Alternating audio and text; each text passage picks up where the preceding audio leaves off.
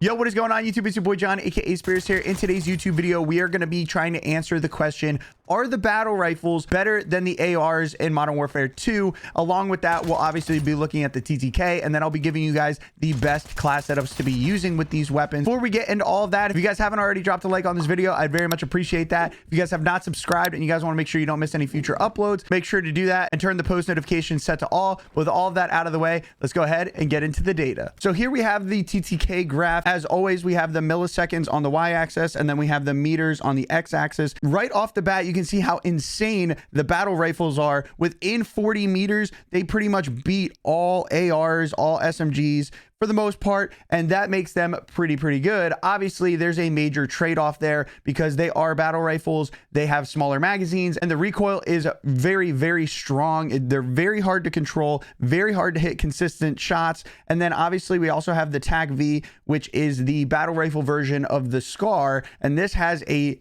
terrible, laughable TTK. It has around a 210 millisecond TTK, which is really bad considering that the AR companion of the TAC-V, which is the TAC-56, has a 188 millisecond TTK. Obviously, the damage drop off is sooner because it is an AR, and the battle rifle is a little bit more consistent, but just comparing it to the other battle rifles in the category, it is terrible. Obviously, the big standout is the SO14 with a sub 100 millisecond TTK. While we're talking about the data for the SO14, I want to give a big shout out to Tony over at True Game Data. He actually hooked me up with the stats for this. All of the other stats I was able to pull from sim.gg. I would also like to add a disclaimer that the data that he provided, he said, could be around 3 damage points off, but realistically that would not change this because the base damage for this weapon is over 50. So let's say instead of the 59 chest damage that it does, let's just say it's 56. It's still 2 shots to kill. The reason that the TTK is insanely fast with this is because it puts out an insane amount of RPMs, or rounds per minute, coming in around 720 RPMs, which is over 100 rounds per minute faster than the other weapons in this category. Like I said, it does come with that trade-off though,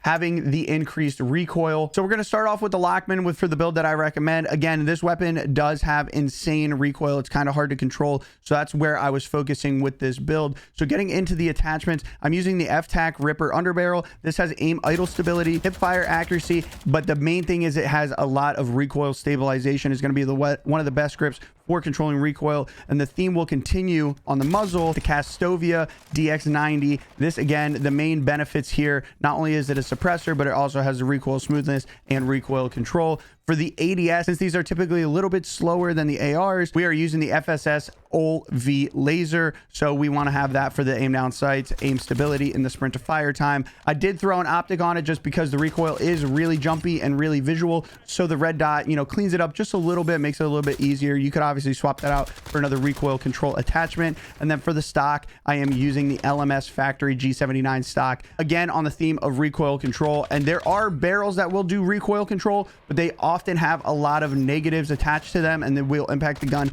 more negatively than other attachments that do recoil control. And since this one in particular has a sub 200 millisecond TTK up until 40 meters, which is where most gunfights are going to occur, there's really not a reason to put a barrel on it to increase damage range or anything like that, because it's already pretty dialed the way it is. So moving on to the SO14, while this one does have a lot of visual recoil, it also has a very high fire rate, so you can afford to miss a few rounds. So I tried to balance recoil control with ADS. So we have the Shark Fin 90 undergrip. This helps with the aim idle stability because a lot of times you're going to be pre-ADSing with this, so you don't want it swaying around all that much. We have the Husher 65 silencer. Obviously, this helps with the recoil smoothness.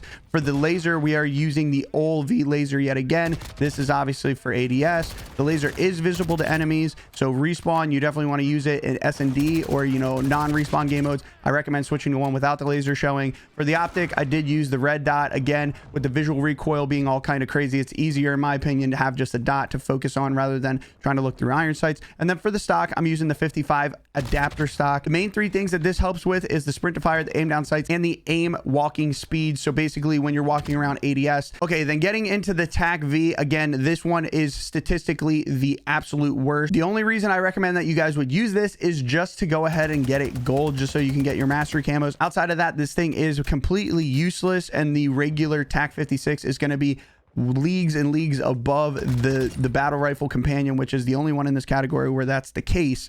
But getting into the attachments, we have the Shark Fin 90 underbarrel, the Husher 65 silencer, the OLV laser for that ADS, the Slime Pro for the optic. The iron sights are very clean, but again, having the red dot, it seems to be most people's preference. And then for the stock, we have the TV X Line Pro. This helps with the aim down sights and sprint to fire. This I had set up more like an AR because the recoil is not that bad. And now we're moving on to the FTAC Recon. This is by far my favorite battle rifle. It's kind of like the M4, but even better, even stronger. The M4 has a 222 millisecond TTK, whereas the FTAC Recon, the battle rifle version of the M4, has a 120 millisecond TTK. So basically it's 100 milliseconds faster, which is pretty crazy, but you are going to have to pay for it because of the recoil is pretty wild and the magazine size is going to be a lot smaller. So getting into the setup, I have the Nil Sound 90 on the muzzle. This suppressor in particular does not have any pros or cons. And then for the underbarrel, we're using the Shark Fin, again, one that does not have a lot of cons. The OLV laser to help kind of bridge the gap to making it a little bit faster and more like an AR. And then for the stock, I'm using the Demo Fade Pro stock.